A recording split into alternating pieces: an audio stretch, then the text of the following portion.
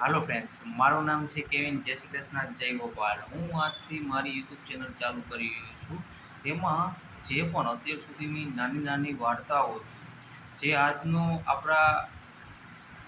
આજના જે જનરેશનની પ્રોબ્લેમ છે, સોલ્યુશન છે, એની હું વાત કરવા જઈ રહ્યો છું, કનેક્ટ કરવા જઈ રહ્યો છું.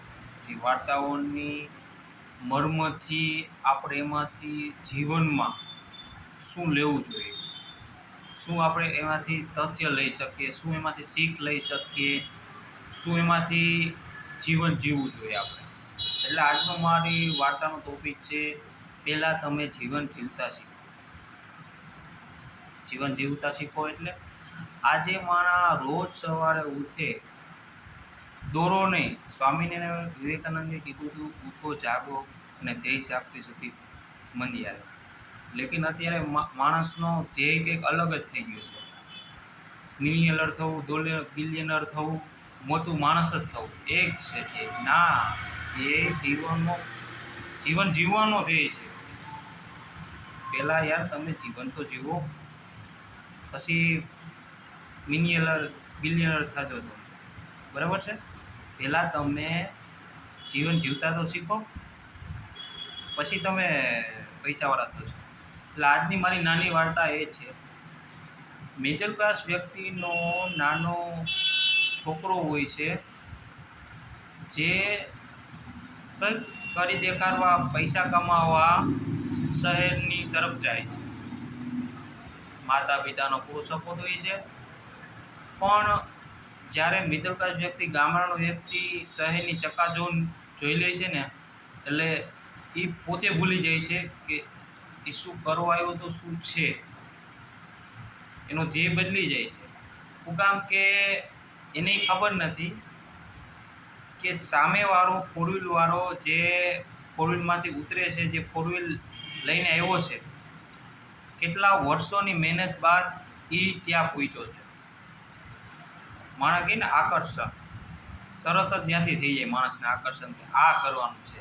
અને આ કરવાનું નો દાવું, સપના જોવા જ જોઈએ માણસને. પણ સપનાની ટાઈમ લિમિટ તો આપો, સપનાને જીવવાનો તો મોકો આપો.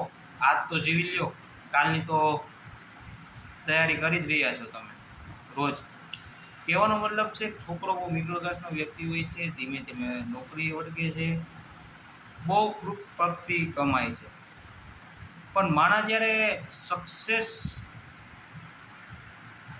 સમયમાં હોય ને, ત્યારે એ ભૂલી જાય છે કે ઘર પરિવાર, સપોર્ટ કરવાવાળા, પછી કેવું હોય છે, એક પછી એક સક્સેસ થવા માંડે. જ્યારે એ પૈસાવાળો થઈ જાય, ત્યારે એની પાસે ટાઈમ નથી હોતો ઘર પરિવાર સાથે વાતચીત કરવાનો, ટાઈમ નથી આપતો. દુનિયામાં મને શીખવા મળ્યું છે, તમે ગમે તે કરો, પણ મા બાપને આખો દિવસમાં એકવાર ફોન કરીને કહી દેવું કે આજે મેં આ કર્યું, આજે હું આ કરવાનું છું. શું કામ કે દુનિયામાં કોઈને તમારા સાથે લેવા દેવા નથી, તમે શું કરો છો, શું કરશો. એક મા બાપ જ છે જે તમને પૂછે કે દીકરા તે ખાધું છે કે નથી ખાધું.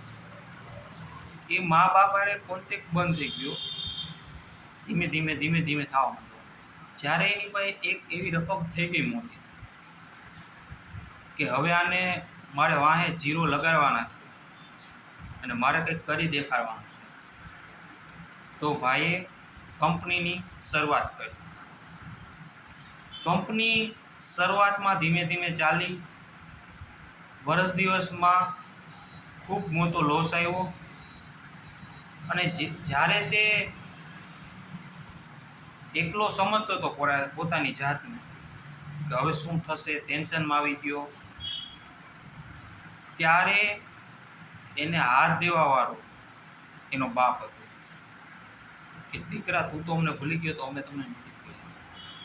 એનો સહારો હતો કે દીકરા સુખ દુઃખ તો આવ્યા રાખે, બહુ નથી આવ્યા, કંઈ વાંધો નહીં, પાછો ઉઠ, મહેનત કર. પણ ત્યારે એના બાપે એને કીધું કે જીવનમાં પૈસાવાળું બનવું ખરાબ નથી, પણ પહેલાં તમે જીવન જીવતા તો શીખો. એટલે મારો આજનો સંદેશ એ છે અત્યારનો, કે આપણે પૈસા વાળું થવા હાતું દોડવાનું નથી, ભાગવાનું એટલી સ્પીડે નથી કે તમે આજનું ભૂલી જાઓ. ખાવાનું પણ એનો ગ્રાફ ધીમે ધીમે એક નિશ્ચિત સમયગાળો આપો એને. જ્યારે બાળક જન્મ લે છે ને ત્યારે એને હાલવા દોડવામાં મોટું થવામાં પણ સમય માગી લે છે. તો આપણે તો બહુ મોટું વિચારી લઈએ છીએ. એટલે જીવનને ટાઈમ આપો અને પહેલાં જીવનના નાના નાના અર્થ શીખો, જીવન કેવી રીતે છે. Thank you.